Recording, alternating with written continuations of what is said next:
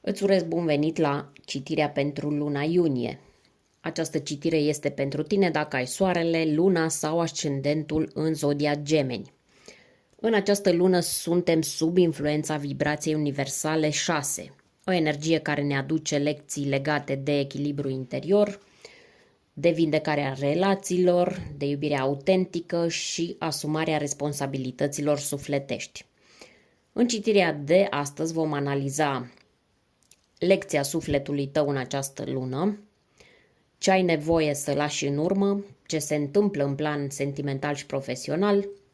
Vedem și ce surpriză emoțională îți rezervă universul și la final două mesaje spirituale. Dacă este ziua ta în această perioadă, îți doresc un la mulți ani plin de claritate și de iubire. Iar dacă vrei să știi ce urmează în a doua jumătate a anului, abonează-te pentru că urmează o serie specială valabilă din luna iunie până în decembrie. Haideți să așezăm cărțile și să vedem cu prima carte ce lecție învață sufletul tău în această lună. Avem aici valetul de monede. Următoarea poziție ne spune ce trebuie să lași în urmă. Acum avem aici spânzuratul. Ne interesează unde se cere vindecare, în interiorul tău sau în relații, magicianul. Cine sau ce poate aduce armonie. Avem 2 de cupe. Viața sentimentală, vedem ce se clarifică. Avem aici împăratul. Apoi, viața profesională, situația financiară, vedem dacă ai parte de stabilitate sau există vreun risc în acest domeniu al vieții tale. Avem puterea. O surpriză emoțională care vine spre tine. Avem aici 9 de bâte. Și ultima carte este mesajul spiritual final. Ce să păstrezi în inimă după această citire. Avem aici justiția. Iar acum vom cere din partea ghizilor spirituali cele 2 mesaje oracol de care îți spuneam mai înainte. Primul îl cerem prin intermediul acestor cărți de manifestare, denumit acest pachet Secretul pentru Gemeni, luna iunie.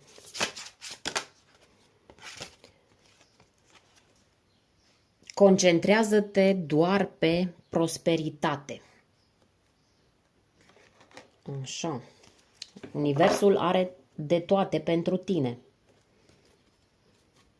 Interesant mesaj.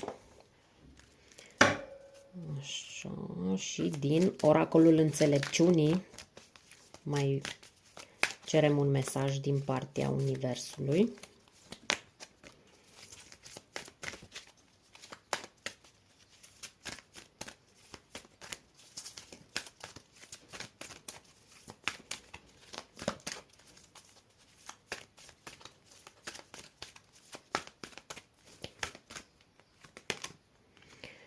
Numărul 43, înțelepciune profundă.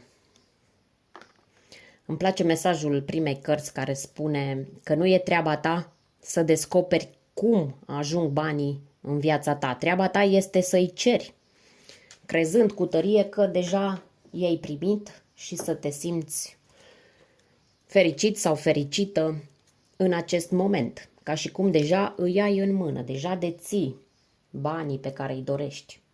Sau nu toată lumea poate să-și dorească bani. Alte persoane își doresc alt tip de abundență. Scuze-mă că am lăsat vocea în ultimul timp cu atâtea filmări. Poate pentru tine abundența nu înseamnă bani, înseamnă altceva. O relație sinceră poate însemna sănătate fizică și emoțională, liniște în casă sau timp de calitate alături de copiii tăi. Pot fi multe exemple. Ce spune aici mesajul pe care l-ai primit din pachetul de cărți Secretul este să lași în seama universului detaliile despre cum va ajunge în viața ta ceea ce îți dorești. Haideți să începem cu începutul și să vedem care este lecția sufletului tău în luna iunie. Avem aici valetul de monede. Acesta este mesagerul începuturilor stabile, al intențiilor serioase, al procesului de învățare aplicată. Lecția sufletului tău în această lună este una simplă, dar profundă. Și anume, fii prezent sau prezentă și dedică-te procesului de construcție interioară sau exterioară, fără să te grăbești spre rezultat. Această carte arată că ai ajuns într-un punct în care sufletul tău vrea să ia lucrurile în serios. Fie că este vorba de bani, de sănătate, de studii, de relații sau de alte proiecte de viață. E momentul să treci de la visare la acțiune, dar cu pași mici și calculați. Da. Încercam să focalizez ca de obicei. Îmi pare rău că nu se vede bine cartea aceasta. Numerologic, valetul este numărul 11, un număr maestru, care devine 2, aducând o energie a alegerii, a învățării prin dualitate și un număr al echilibrului. Asta înseamnă că lecția nu e doar despre a construi, ci și despre a învăța cu cine, cum și în ce ritm să o faci. Zodia asociată prin simbolistica monedelor este Capricornul, o energie a perseverenței, a răbdării și a ambiției de a ajunge departe. Poate sugera că înveți să-ți respecti ritmul chiar dacă ceilalți te presează. Este o carte a pământului fertil. Ceea ce plantezi acum are șanse reale să rodească dacă nu abandonezi după primele încercări. Sufletul tău e într-o fază de maturizare. Nu mai cauți calea cea mai scurtă, cauți soluții solide.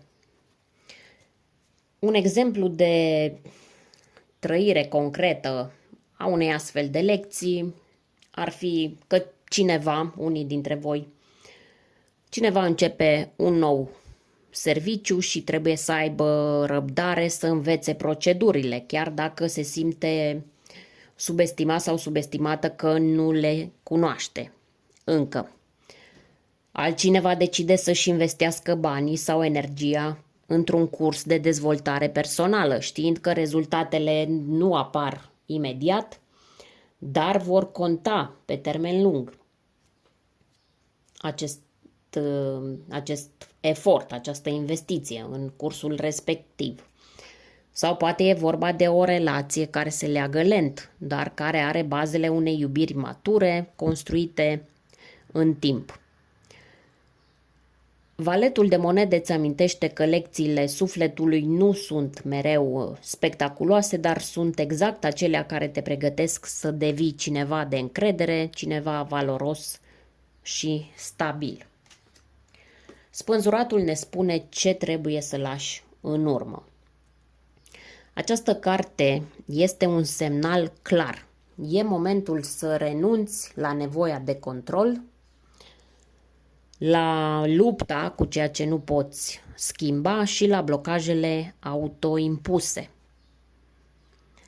Spânzuratul apare aici ca o invitație să lași în urmă așteptările rigide și rezistența față de cursul firesc al vieții. Această arcană majoră are numărul 12, 1 plus 2 egal 3, un număr legat de creativitate, exprimare, dar și de trinitatea corp, minte și suflet. Aici însă creativitatea vine nu din acțiune, ci din acceptare. De fapt, renunțarea poate deveni o formă de putere personală dacă este făcută conștient. Planeta guvernatoare este Neptun, simbol al visării, dar și al confuziei. Această carte îți sugerează să lași în urmă iluziile, fie că este vorba de o relație care nu mai funcționează, fie că e o speranță falsă legată de cineva sau ceva care te ține pe loc. Spânzuratul apare adesea după o perioadă în care ai făcut tot ce ai putut și nu s-a întâmplat nimic. Dar ce trebuie să înțelegi aici este că pauza nu înseamnă eșec. E un moment de transformare tăcută în care înveți să vezi lucrurile cu capul în jos, adică dintr-un alt unghi, dintr-o altă perspectivă.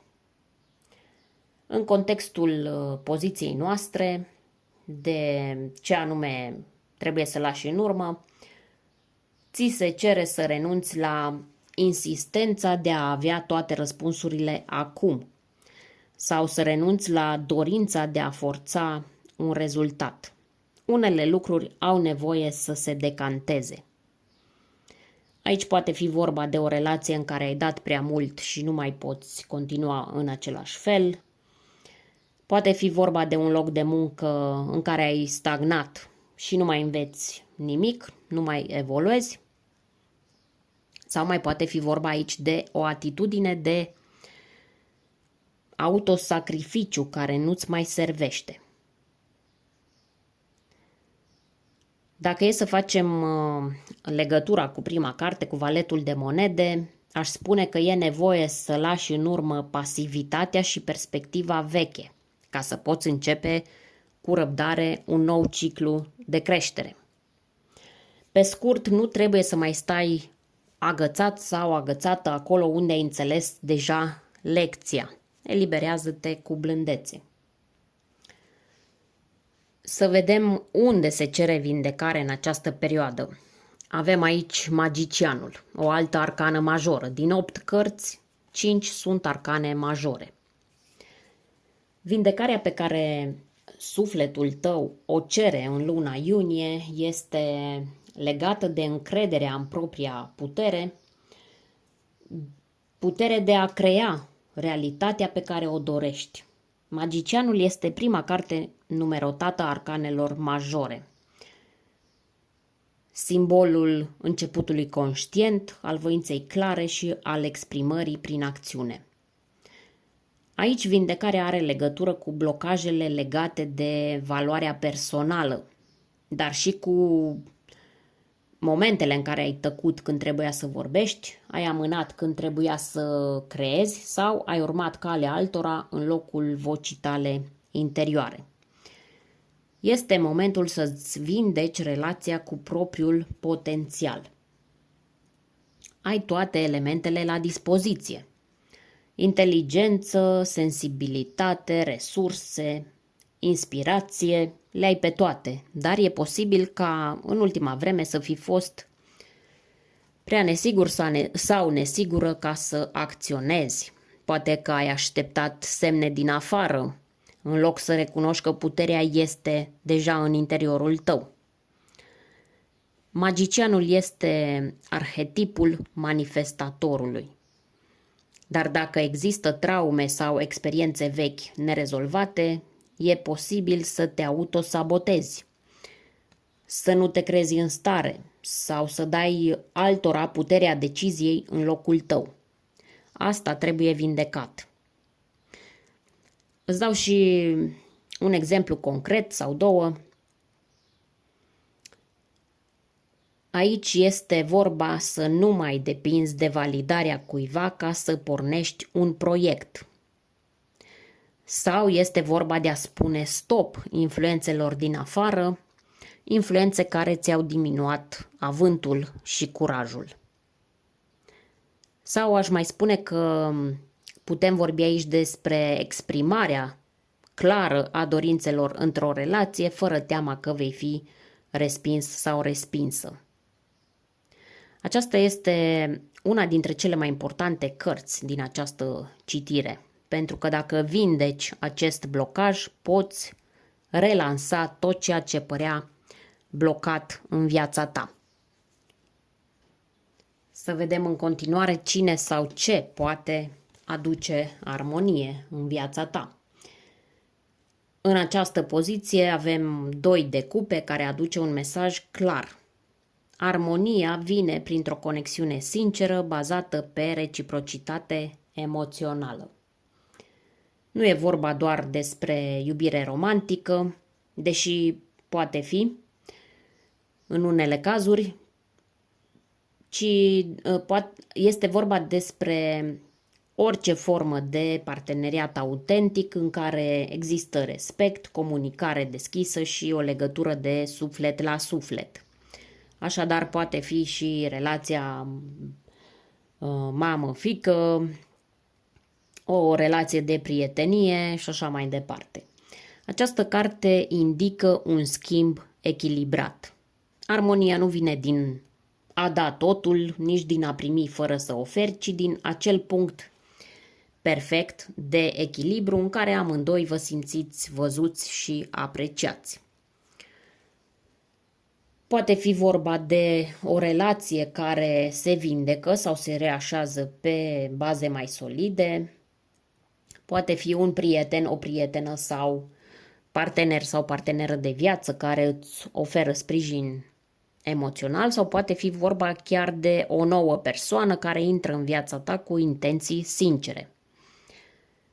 2 de cupe este adesea asociat cu racul, o zodie care vorbește despre grijă, loialitate și intimitate sufletească.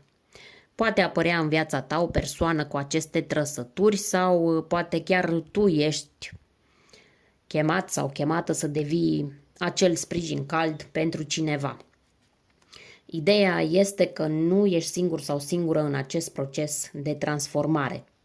Cineva te poate ajuta să te simți întreg sau întreagă din nou, dar nu te ajută pentru că îți umple un gol, ci pentru că îți reflectă frumusețea interioară exact așa cum ești.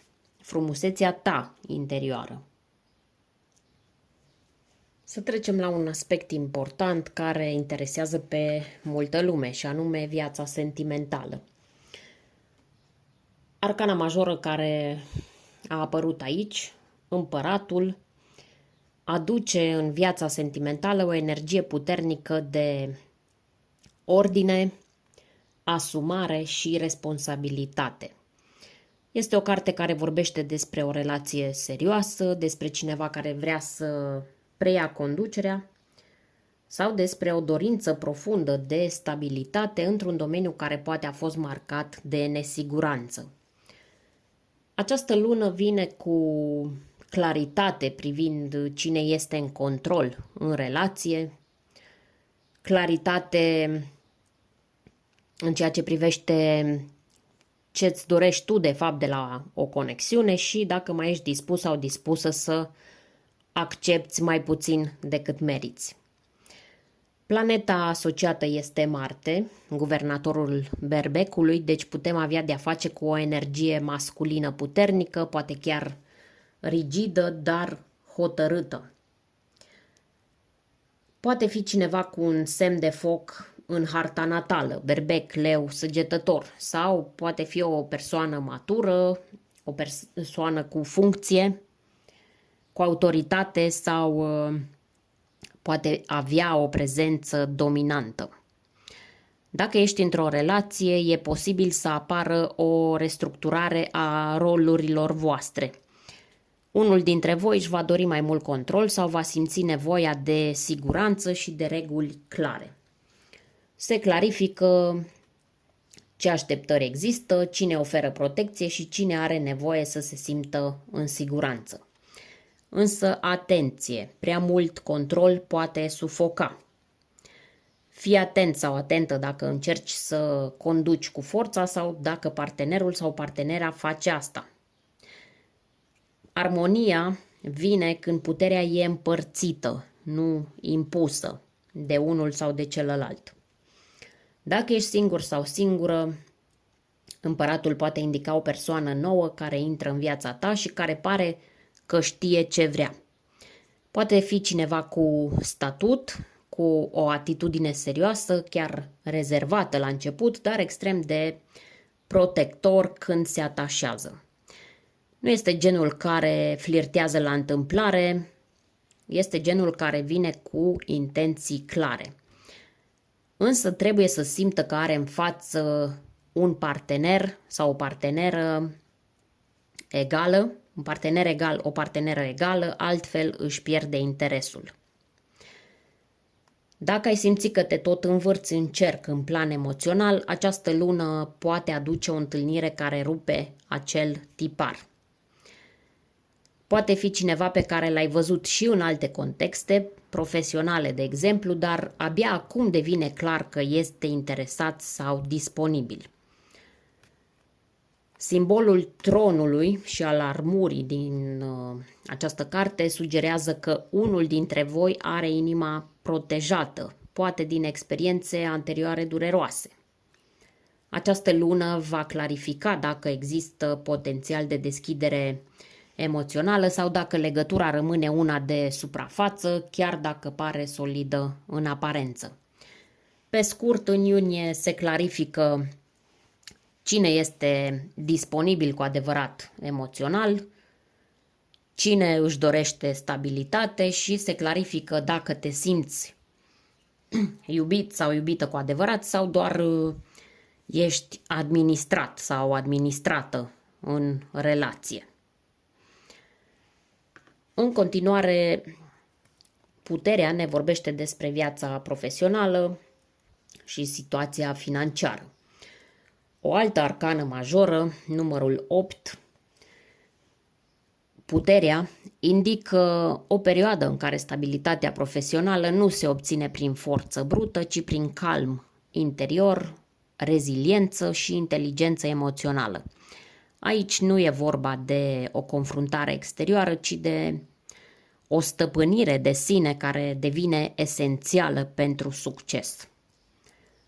Dacă ai trecut recent prin provocări profesionale, această carte spune că ai deja tot ce trebuie pentru a depăși obstacolele, dar nu cu agresivitate, ci cu tact, cu răbdare și cu fermitate blândă. Puterea reală în această lună vine din capacitatea ta de a gestiona conflictele cu diplomație, de a rămâne centrat sau centrată chiar și când apar tensiuni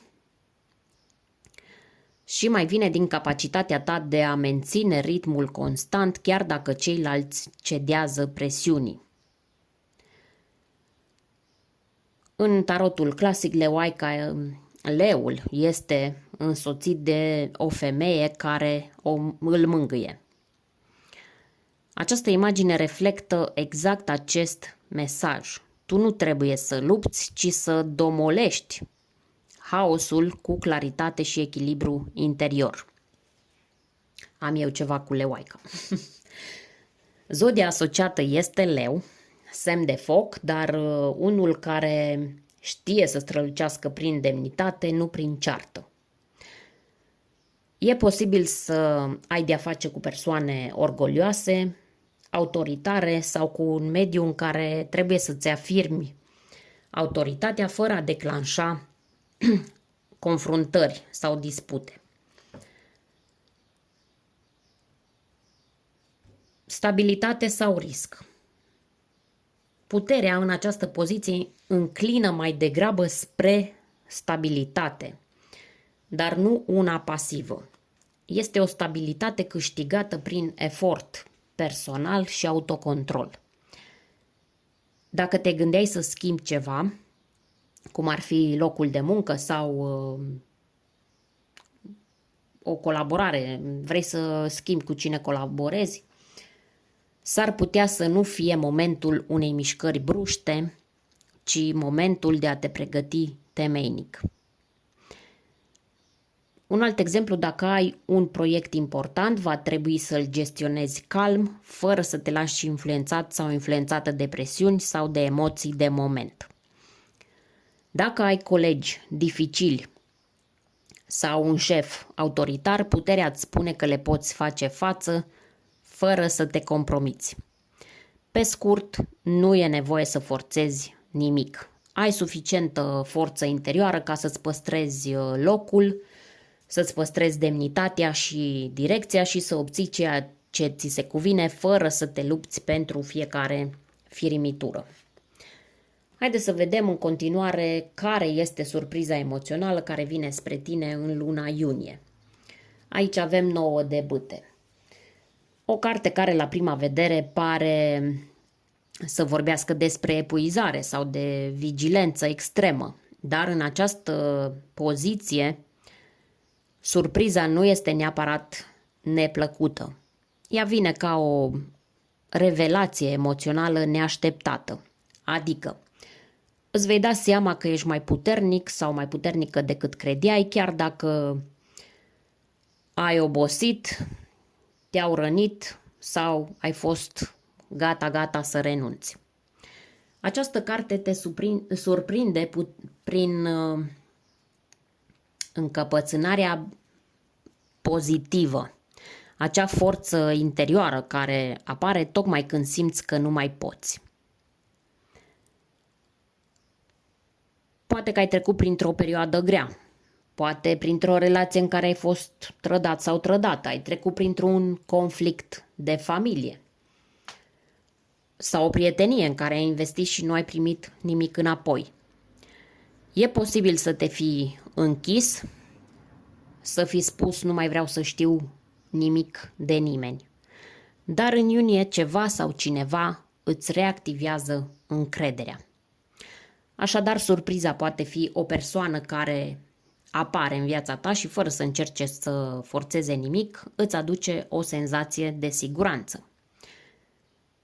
Sau surpriza poate fi un mesaj, o întâlnire sau chiar un vis care te face să înțelegi de ce a fost nevoie să treci prin tot ce ai trăit până acum. Sau poate fi o conversație în care cineva îți spune sincer: te-am văzut luptând și îți spun sincer că meriți mai mult decât ți s-a oferit. Această carte este și o lecție de luciditate emoțională. Înveți să spui nu cu demnitate.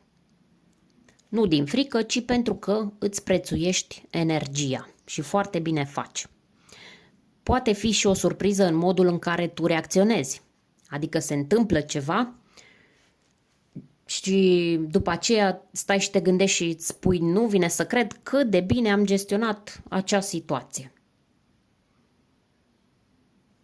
Mai pe scurt, am spune așa: vine o situație care în trecut te-ar fi destabilizat, dar acum o gestionezi cu o forță nouă și exact asta va deschide un drum nou. Fie cu cineva din trecut care te vede schimbat sau schimbată, fie cu o persoană complet nouă care recunoaște valoarea ta exact pentru că n-ai mai cedat acolo unde înainte ai fi făcut-o. Numerologic, cifra 9 aduce înțelepciunea acumulată prin experiență. E finalul unui ciclu, iar bâtele sunt despre pasiune, luptă și transformare prin foc interior. Așadar, această surpriză emoțională te vindecă pentru că tu ai muncit pentru vindecare, chiar și când ai făcut-o în tăcere. Mesajul acestei poziții, a acestei cărți este să nu te mai subestimezi. Dacă credeai că inima ta s-a închis pentru totdeauna, în această lună ți se va demonstra că inima ta încă mai are putere să creadă și mai ales să aleagă corect. Hai că m-am aprins.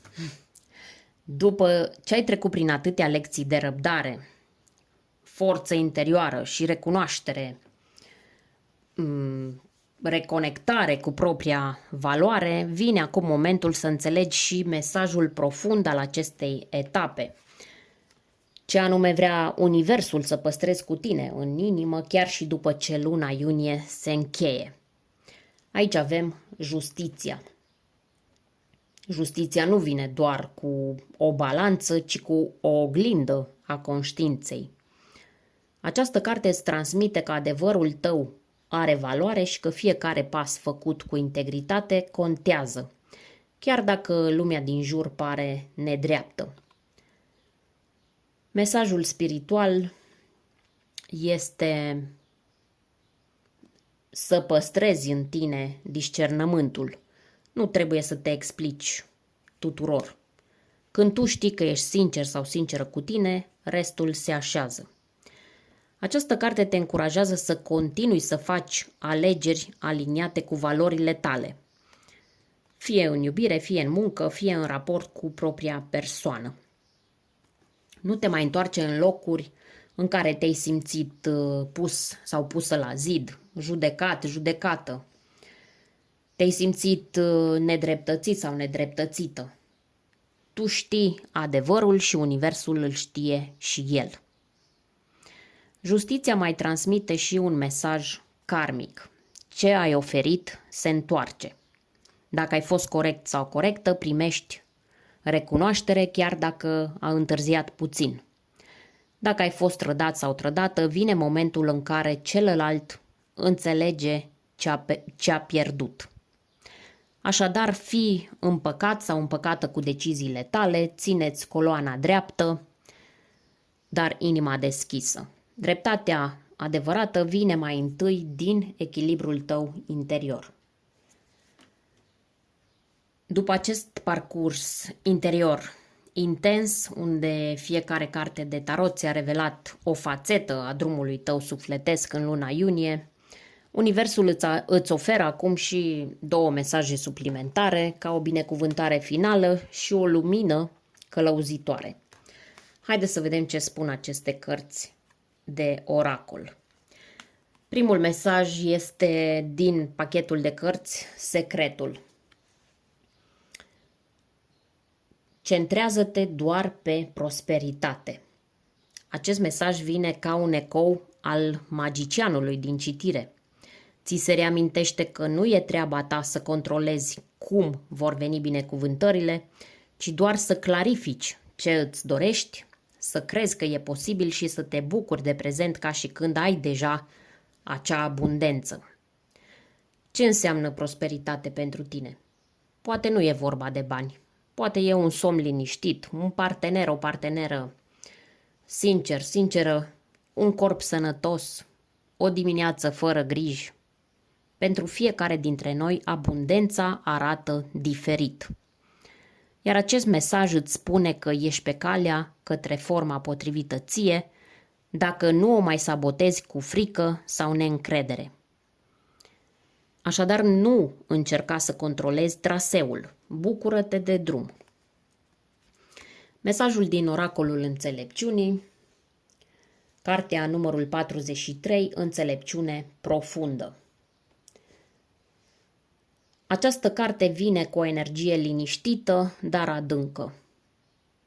Ce vrea să-ți spună această carte? Că toate răspunsurile sunt deja în interiorul tău.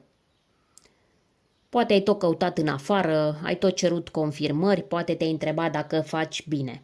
Cartea aceasta îți spune să stai în liniște, în tăcere, să te asculți și să ai încredere. Numărul 43 este format din 4, stabilitate, și 3, expresie și creștere, iar suma este 7, cifra introspecției, a căutării adevărului interior și a înțelepciunii spirituale. Asta înseamnă că luna iunie e pentru tine o lună de revelații interioare, nu e o lună de acțiuni bruște.